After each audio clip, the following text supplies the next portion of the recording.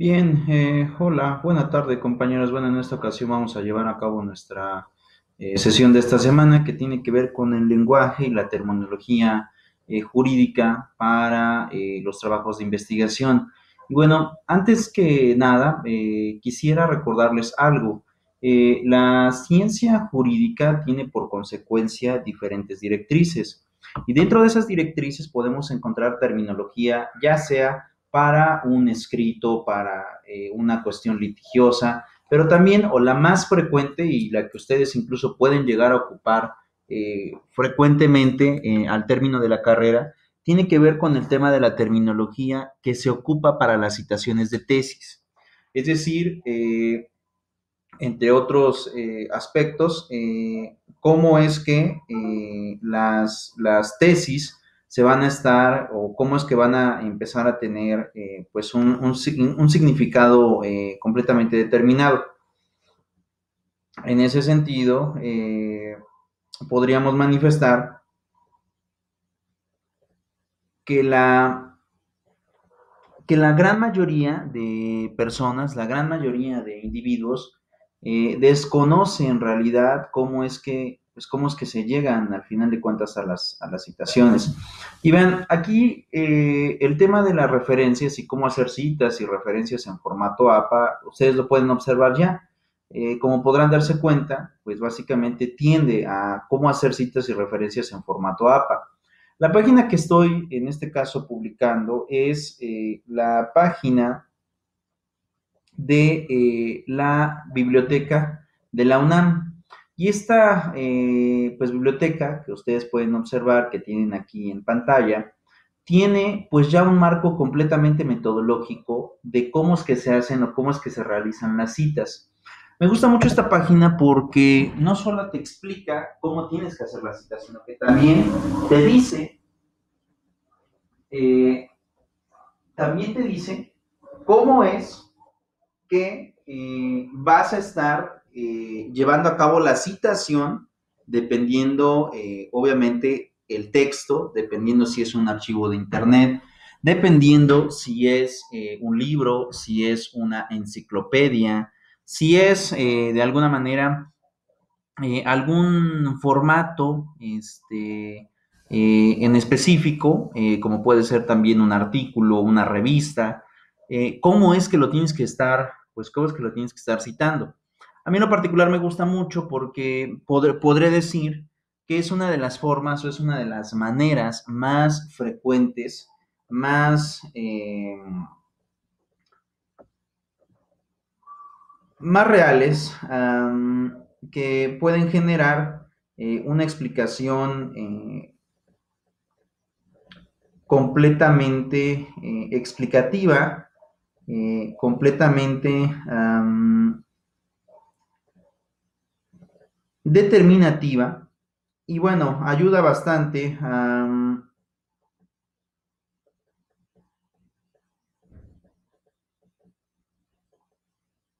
para, para poder entender y comprender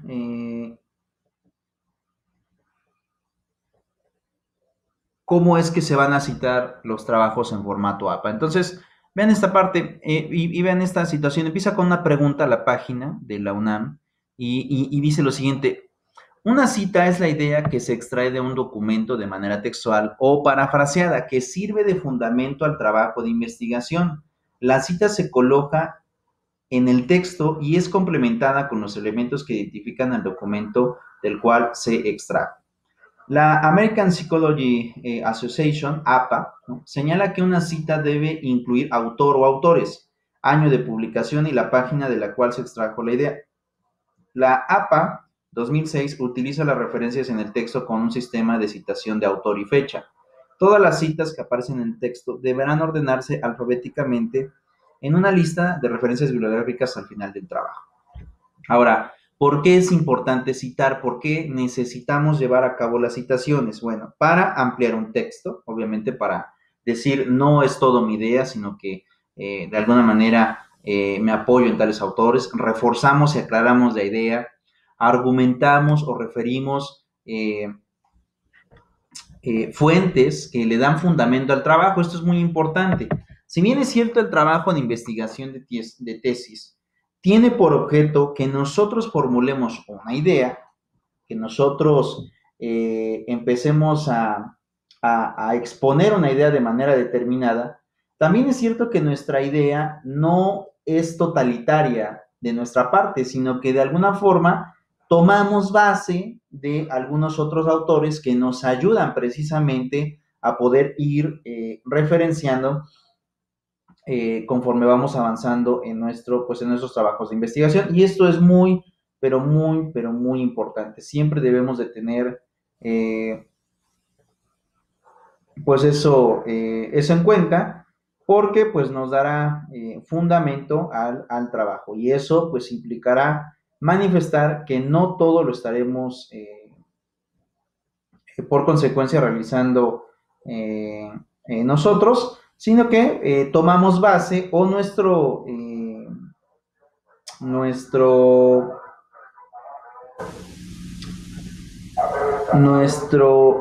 nuestro trabajo va a estar apoyado, pero también en base a otro tipo de comentarios, que si bien es cierto, no vamos a estar tomando de manera totalitaria, porque obviamente vamos a desarrollar nuestra propia idea, también es cierto que los ocupamos de base para formular los postulados que estaremos generando a lo largo del trabajo de tesis o a lo largo del trabajo de investigación. Entonces, es algo fundamental en realidad. Estamos o vamos a entrar en un campo en donde pues la investigación es parte fundamental. La investigación genera, entre otras cosas, un ámbito de aplicación del derecho pues aún más amplio, y sobre todo para generar más conocimiento.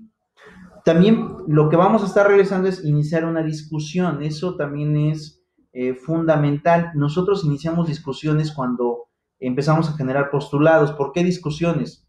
Porque nos vamos a percatar de manera simbólica, pero también de manera práctica y de manera dogmática, que en muchas ocasiones ¿cómo explicarlo? Nuestro conocimiento empieza a debatir con otras fuentes del conocimiento. Pueden ser otros autores, pueden ser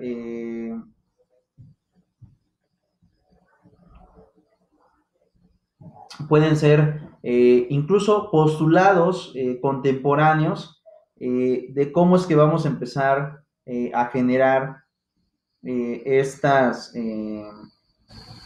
determinaciones. Es decir, cómo es que nuestra idea dentro de la discusión al final preservará o continuará se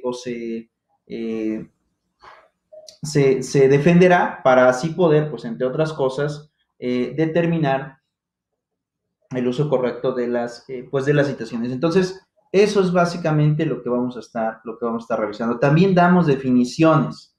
Eso es algo también fundamental.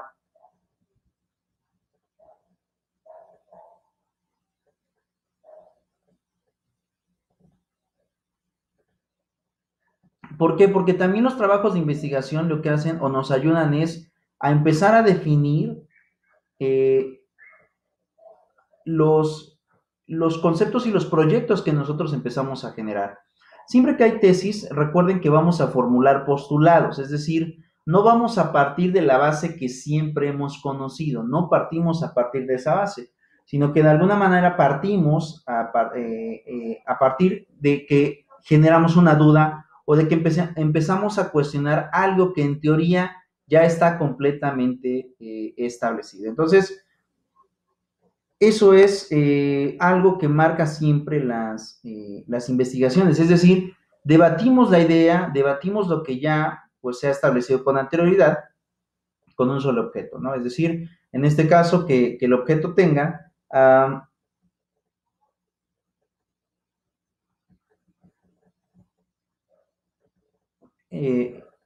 entiendo que el objeto tenga una posible explicación, pero eso no implica que podamos dar otro tipo de silogismos, otro tipo de explicaciones que nos ayuden precisamente a tener una mejor comprensión del fenómeno. Después tenemos qué se cita, ¿no? Es decir, qué logramos hacer en las citaciones. Bueno, pues citamos ideas, citamos opiniones o teorías de otra persona. Cualquier dato, estadística, gráfica, imagen, cualquier información que no sea de conocimiento público. Hechos para lo que no es necesario citar la fuente. Cualquier referencia de palabras de otra persona, ¿no? Aquí, pues básicamente es, ok, no es mi idea, no es mi frase, pero te digo básicamente que dependemos de esta persona para poder llevar a cabo las citaciones. Entonces, vean, esta parte es fundamental, la clasificación de las citas. Y aquí esto me gusta mucho porque a partir de esta idea ya empezamos a ver cómo es que vamos a empezar a clasificar a las diferentes citas. ¿Y por qué la importancia de clasificar a las diferentes citas? Porque no todo lo puedes citar de la misma manera. ¿Por qué? Porque tienen un objeto diferente, hay referencias diferentes, se necesita forzosamente que se tenga una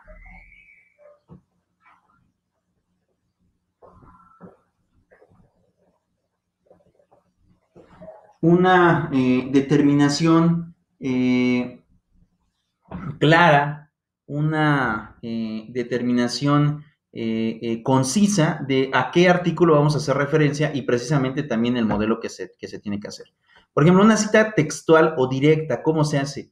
Una cita textual debe ser fiel y transcribir el texto palabra por palabra de otro autor o de otro documento propio previamente publicado.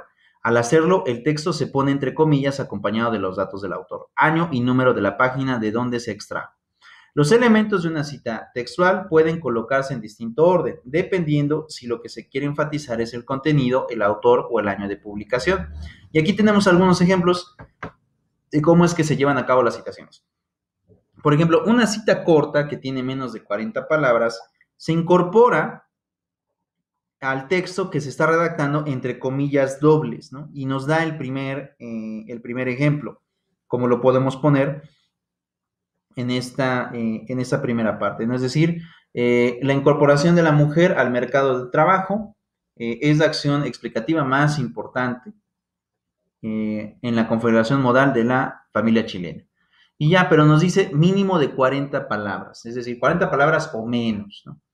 Y ya otra situación es cuando tenemos una cita textual corta con énfasis en el contenido. Dice, el contenido de la cita va en primer lugar entrecomillado y al final entre paréntesis el autor o autores, el año y la página. Y aquí tenemos un ejemplo. Es decir, si yo solamente quiero citar una parte, ¿qué es lo que hago? Pongo el entrecomillado. ¿De acuerdo? La incorporación y hasta chilena. Y ahí va, literalmente se puede considerar una cita fiel. Pero si ya quiero hacer énfasis en el contenido, es decir, de dónde lo extraje, de por qué se da este fenómeno, entonces ya tengo que hacerlo en un margen de entre paréntesis para poder determinar cómo es que se va a estar realizando. Entonces, en este caso, por ejemplo, en la primera cita corta textual, acabaría hasta aquí, ¿no? Pero ya si yo quiero hacer énfasis en el contenido, entonces lo pongo entre paréntesis y literalmente termino en un punto.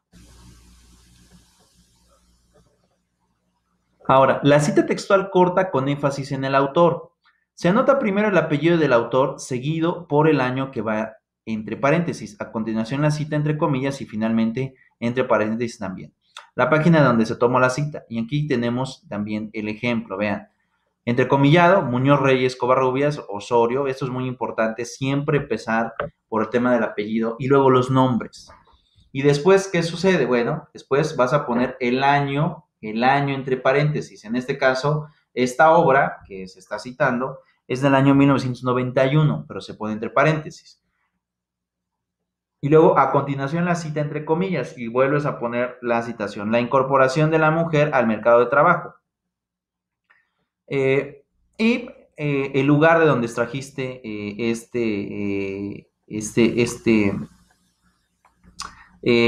esta frase, es decir, la página del libro. Entonces aquí, por ejemplo, ponemos P29.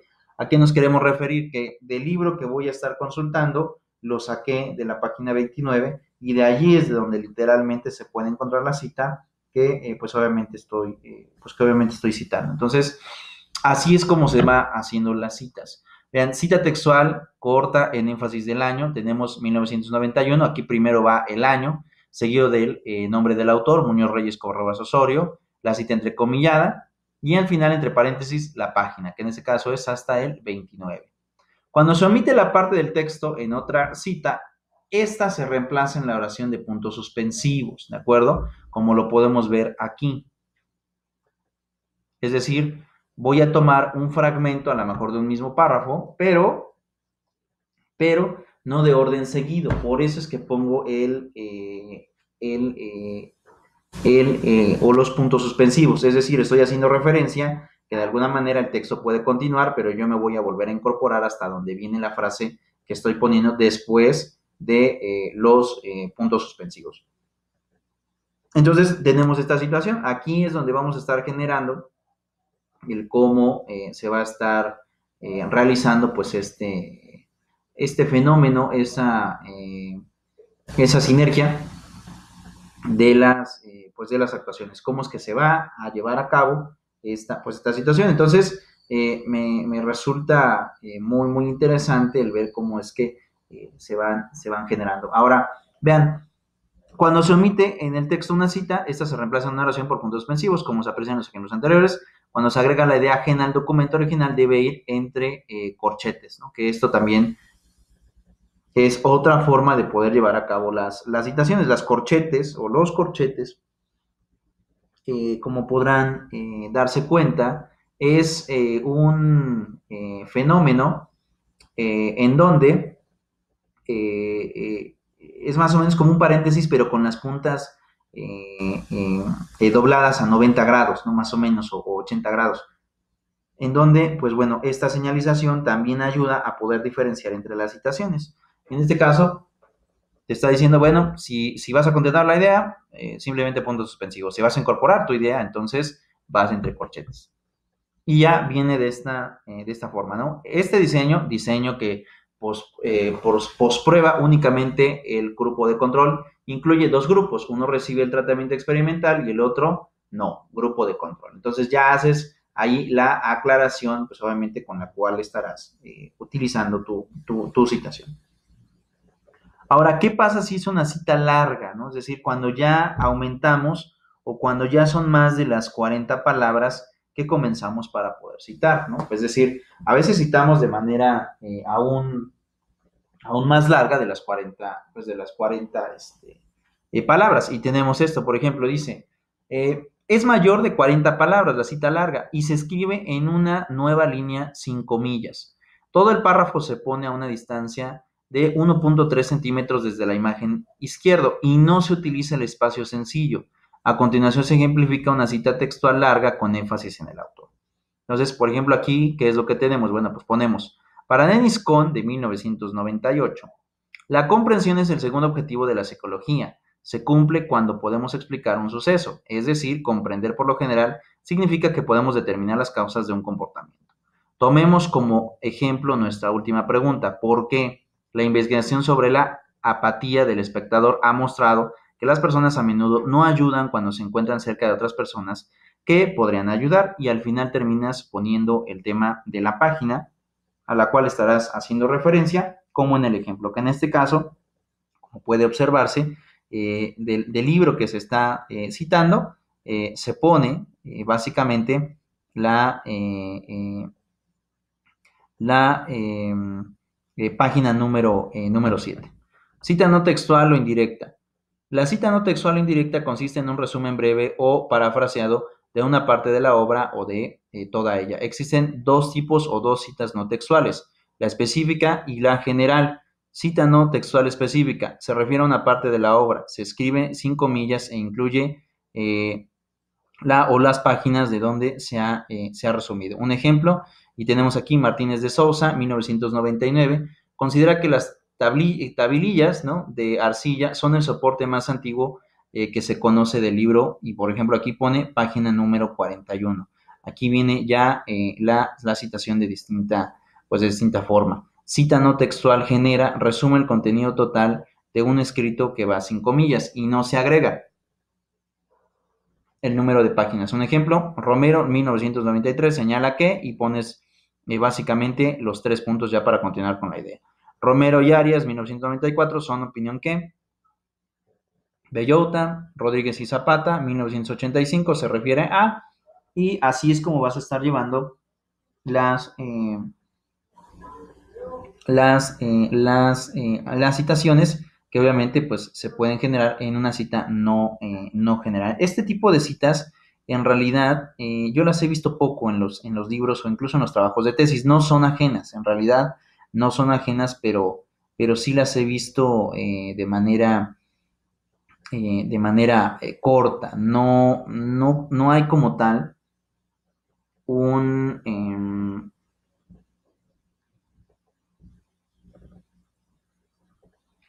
un fenómeno de aclaración vamos, de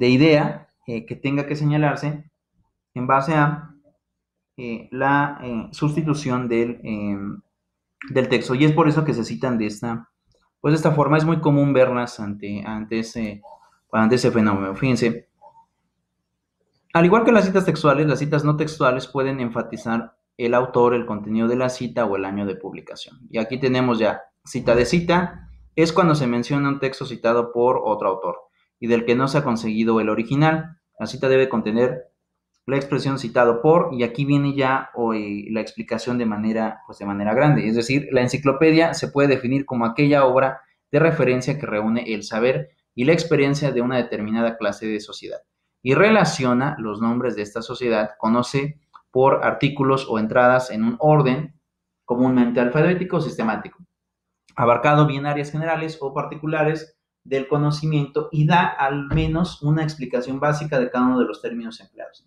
Y ya viene la cita, ¿no? Cita de cita, que es Martín P. 9596, 1995, citado por Escalona en 2001. O sea, ¿qué es lo que te está diciendo? Bueno, esta cita pertenece a tal libro, de tal, de tal autor.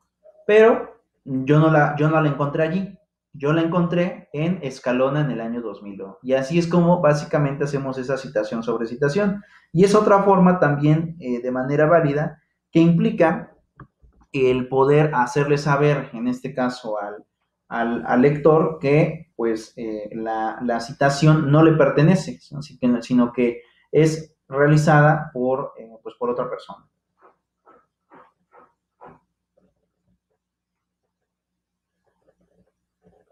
En en ese sentido, manifestaré que de alguna manera,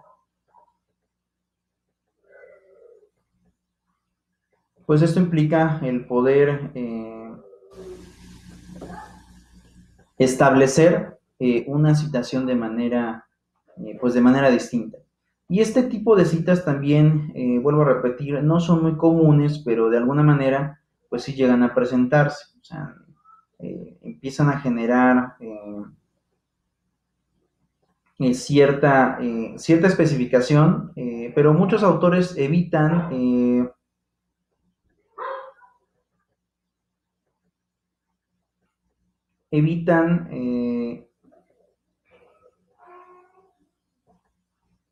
el aclarar de dónde originalmente se tienen las citas. Entonces, a mí me parece que este tipo de situaciones son muy buenas porque lo que empiezan a dar es una aclaración de manera perfecta del lugar en donde se encuentran pues, estas situaciones. A mí me parece muy real, pero bueno, son pocas también las que he visto de manera de cita sobre cita. Y estas son las más comunes, ¿no? Las citas bibliográficas. Ese tipo de citas, bueno, ya tienen un marco referencial distinto. Referencia bibliográfica. Una referencia bibliográfica es el conjunto de elementos suficientemente detallados para identificar la fuente de la cual se extrae la información. Las referencias incluyen elementos esenciales y complementarios. Los esenciales son aquellos sin los cuales no se podrá identificar un documento, como autor, título y pie de imprenta. Los elementos complementarios son datos útiles que se arreglan a los esenciales, por ejemplo, número de páginas, nombre del traductor, prologuista, colección o serie, número de tomos, etc. Directrices para redactar referencias bibliográficas. Y aquí ya viene básicamente de manera un poco más amplia cómo es que se van a estar llevando a cabo pues estas situaciones. A mí me gusta mucho esta parte porque en realidad las citaciones en formatos bibliográficos, en formatos, en temas impresos, tiene su complejidad derivado el tipo de documento que se va a estar llevando o que se va a estar generando de manera naturalizada. Y bueno, lo que quería que vieran en este caso es por qué es importante la terminología en un trabajo de tesis jurídico. Entonces, vean.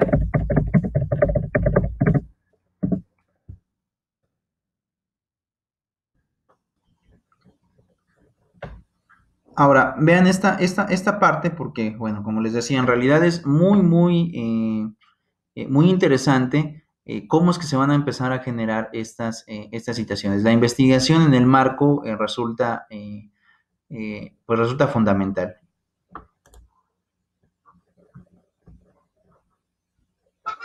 Las mezclas con cal te ofrecen muchos beneficios, como a continuación demostrará Fermín. Bienvenidas y bienvenidos. Quiero dedicar unos minutos en la primera parte de esta conversación a hablar sobre temas de metodología jurídica para hacer trabajos de investigación en derecho. Voy a referirme a algunas cuestiones de índole general y luego ya vamos a ir aterrizando en los temas más concretos, más específicos. Espero que todos estén teniendo buena recepción, buen audio. Si nos quieren mandar un mensaje de confirmación. Y pues vamos a empezar con algunas cosas muy básicas que todo trabajo de investigación en materia jurídica debe tener. En primer lugar, insisto, voy a ir de lo más general a lo más particular. Es importante señalar que todo trabajo de investigación empieza con una pregunta. Tenemos que hacernos una pregunta que el trabajo de investigación va a servir para contestar, va a servir para resolver. Ahora bien, en derecho, dado que la ciencia jurídica es una ciencia aplicada, ¿qué quiere decir que es una ciencia aplicada? Que es una ciencia práctica, que no pretende hacer reflexiones sobre sí misma o sobre algún objeto abstracto de conocimiento, sino que intenta cambiar la sociedad. La ciencia jurídica es aplicada en el sentido de que se dirige a un modo de regulación de la convivencia social. Y en ese sentido, podríamos señalar precisamente que la pregunta que nos formulemos en cualquier investigación jurídica debe tomar en cuenta este carácter práctico, este carácter aplicado de la ciencia jurídica. También es importante señalar que cuando nosotros referimos cuestiones de índole metodológica, hay veces que tanto en los cursos de metodología que a veces se llevan en la carrera, en la licenciatura en Derecho, como en el posgrado, a veces se vuelven tediosos los cursos o se vuelven incluso aburridos, o hay veces que los alumnos lo consideran materias de relleno que generan poco interés. Pero quiero aprovechar esta ocasión para reiterar la idea de que aprender a investigar es algo muy importante. Y es algo muy importante no solamente como una finalidad o como un proyecto de índole más bien académico, no.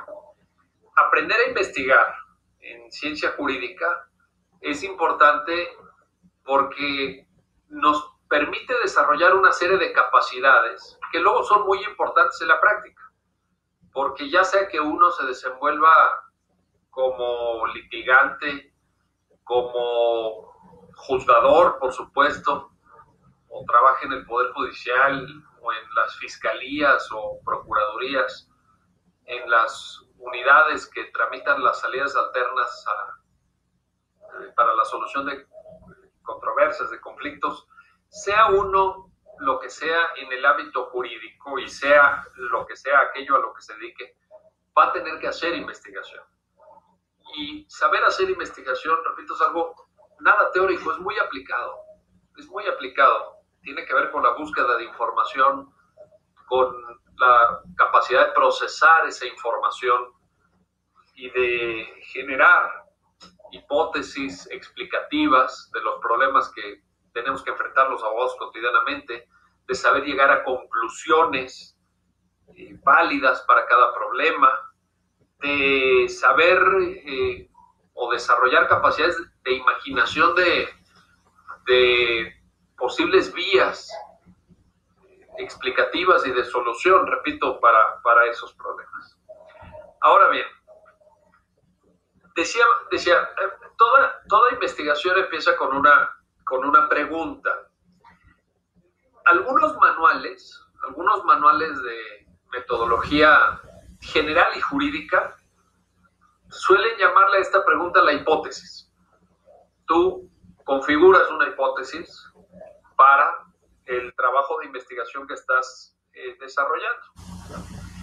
Y es importante, en ese sentido, cuando uno empieza la investigación, intentar tener clara la hipótesis. No porque la hipótesis no pueda cambiar a lo largo de la investigación, por supuesto. Yo en eso nunca, cuando me ha tocado tanto hacer tesis en su momento como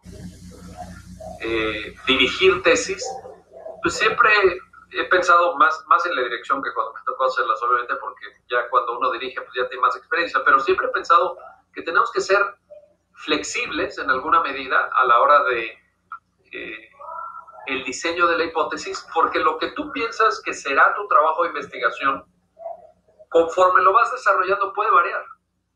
Entonces, la pregunta con la que arrancaste no necesariamente tiene que ser la pregunta con la que vas a terminar, porque a lo mejor a lo largo de tu trayecto, de tu desarrollo, de la investigación, pues descubres otras preguntas que pueden ser más interesantes. Y en ese sentido hay que tener toda la flexibilidad. Una buena hipótesis, desde mi punto de vista, debe tener al menos 5 características. Es importante que ustedes reparen en esto o de alguna forma pongan atención a esto. Una buena hipótesis debe estar dotada de poder explicativo. Es decir, tiene que encerrar en una pregunta o en 2 o en 3 o en 5 preguntas o en una explicación breve de arranque. Tiene que saber explicar de dónde surge la pregunta, por qué la pregunta es relevante, por qué alguien se interesa en la pregunta, qué trascendencia tiene esa pregunta en la formación de una persona o en el desarrollo profesional de una persona, etcétera, etcétera. Entonces, la primera característica de una buena hipótesis es que tenga poder explicativo.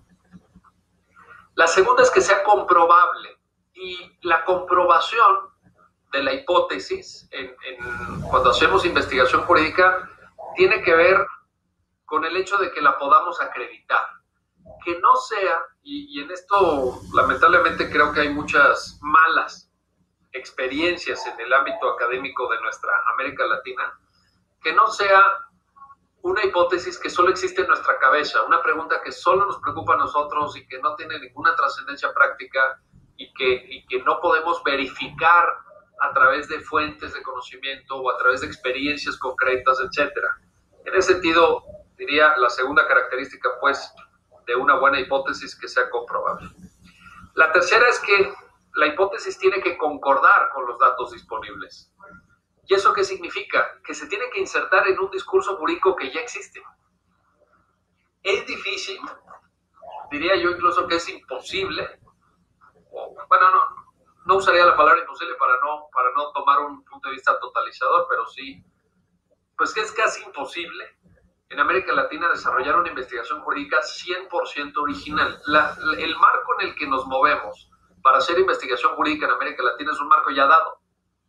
Es decir, todos los países de América Latina tienen constitución, tienen leyes, tienen precedentes judiciales, tienen un ordenamiento jurídico con muchas fuentes del derecho, con un alto grado de complejidad, y esto incluye al ordenamiento jurídico mexicano, y en ese sentido ya tenemos una serie de datos que están ahí, que son objetivos, que no creamos nosotros, pero que tenemos que tomar en cuenta a la hora de hacer investigación jurídica y de hacer trabajo académico. Entonces, es importante también que en el diseño de la hipótesis, pues revisemos la situación jurídica que está, cuáles son los datos que hay, cuál es la bibliografía, etcétera, etcétera. Ahorita me voy a referir más adelante al tema de las fuentes, por supuesto. En cuarto lugar, la hipótesis debe estar enunciada de forma clara y concisa. Es decir, si nosotros ya pensamos sobre la pregunta que nos vamos a hacer en nuestra investigación, si nosotros de alguna forma delimitamos el tema, nos procuramos revisar la situación existente en esa materia, ya sea por cuanto hace a la normatividad, al desarrollo jurisprudencial, al derecho comparado, incluso a las experiencias de otros países o sencillamente a la bibliografía existente. Entonces, después de hacer esa reflexión, nosotros tenemos que ser capaces de enunciar de forma, repito, clara y concisa cuál es nuestra hipótesis. Lo cual, repito, no pasa nada si esa hipótesis inicial luego es modificada, cambiada, enriquecida, etcétera, a lo largo de la investigación. No pasa nada. Diría yo que es hasta sano, porque uno cuando arranca una investigación, por supuesto, no puede saber todo lo que termina sabiendo después de hacer la investigación. O sea, tú puedes intuir muchas cosas de un tema, pero a la hora de realizarlo, pues ese conocimiento va evolucionando, es un conocimiento dinámico en ese sentido, y creo que esto también hay que tomarlo en cuenta. Les comento de manera anecdótica que cuando mi director de tesis doctoral en España, el profesor Pedro de Vega, en la Universidad Complutense de Madrid, me pidió, le pedí que fuera mentor de tesis, aceptó, y me pidió que en algún momento le presentara un capitulado de mi tesis. En ese momento, pues es uno muy joven, a mí me tocó hacer mi posgrado muy joven, a una edad muy temprana, es muy ambicioso uno a veces y peca a veces uno no mide sus fuerzas, ¿no? Y entonces me aventé un capitulado muy extenso, de 12 capítulos, me acuerdo muy bien, pues abarcando todos los temas. Quería yo hacer una tesis sobre fuentes del derecho, la articulación del sistema de fuentes a partir de la Constitución, digamos, era como mi hipótesis, ¿no? Cómo en el modelo del Estado constitucional de derecho las fuentes van articulando el sistema, por un lado, pero también jugando diferentes papeles, de tal suerte que en el Estado constitucional de derecho un papel le toca jugarlo a la Constitución, otro papel diferente y distinto a las leyes, otro papel diferente y distinto a los reglamentos, cómo se insertan los tratados internacionales en el conjunto del sistema jurídico del Estado constitucional de derecho, cómo los tratados internacionales ponen en juego, no ponen en jaque, ponen en juego sencillamente algunas coordenadas clásicas del Estado constitucional de derecho, como el concepto de soberanía, o nos insertan en una reflexión sobre la pluralidad de ordenamientos. No trabajamos con un ordenamiento como podría ser el ordenamiento jurídico nacional, sino con una pluralidad de ordenamientos en donde se insertan normas de carácter supranacional y también normas de carácter infranacional en las unidades regionales, en las distintas fuentes del derecho en las que se articulan las partes, por ejemplo, de una federación en un modelo de Estado federal o regional, o con comunidades autónomas como en España, regional como en Italia, federal como México o otros países, de tal suerte que, en fin, hice mi índice, tenía 12 capítulos, fui con el profesor Pedro de Vega, se lo presenté y me dijo, pues esta tesis está muy bien, pero quién sabe si la logres terminar, y si la terminas te vas a echar por lo menos 6 años redactándola. Y yo dije, no, yo no tengo 6 años, yo tengo una beca de la UNAM, me toca regresar rápido a México, no me van a mantener aquí durante 6 años, ¿verdad? Y entonces, al final, para no hacer el cuento largo, terminé haciendo lo que era el capitulado original de 12 capítulos, terminó estando comprimido en alguna medida, y en otros capítulos los tuve que ir cortando, y terminó de 4 capítulos. Fueron casi 600 páginas de redacción. Antes nos pedían tesis muy largas, ahora ya pues esto ya no se estila, pero lo que les quiero decir es que sí necesitas tener clara tu hipótesis de salida, digamos, de arranque, que puede o no coincidir con lo que luego hagas, pero esta claridad y esta concisión, el saber expresar tu idea en una página y media, por ejemplo, en 2 páginas, creo que es algo que ayuda mucho para un buen trabajo y para un buen arranque. Y luego... Y bueno, básicamente todo lo que explica el doctor Carbonell en este ejercicio, pues implica una tarea titánica, sobre todo cuando estamos hablando de la metodología. Como bien lo decía, si bien es cierto que en el capitulado, la hipótesis y todo lo demás, pero al final de cuentas debes de aprender a citar, porque este es el apoyo que tú vas a tener de un trabajo metodológico. Entonces, en ese sentido, es fundamental que de alguna manera tú tengas esa base prioritaria, eh, que te ayude, que te logre dar o generar una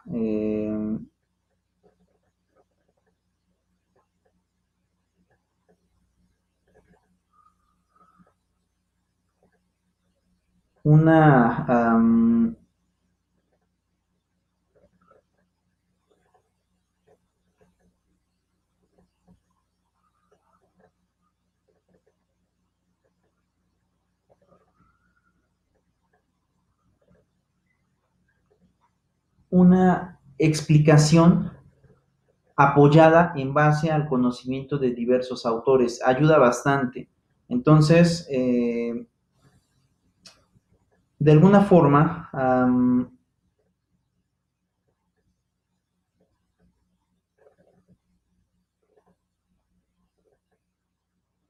esto implicaría que si tú logras empezar a citar de buena manera, también te facilita mucho el trabajo a la hora de la investigación. ¿Por qué? Porque tu investigación va apoyada a un determinado control, a un determinado sistema, y precisamente pues eso es magnífico porque te da o te permite o te da la oportunidad de empezar a generar postulados en base a a los libros revisados, a las citaciones, y bueno, eso no cambia en gran medida.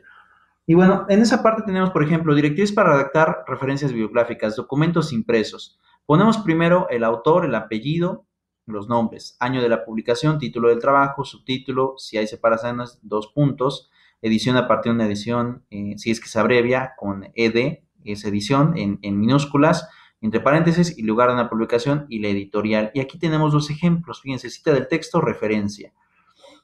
Levi Clark, 1965, el nombre de la obra, New York, y la editorial, que en este caso es A.M.G. Grant Block. Entonces, ayuda bastante a la hora de empezar a determinar cómo es que vas a tener estas situaciones. La verdad es que es una maravilla el que se tengan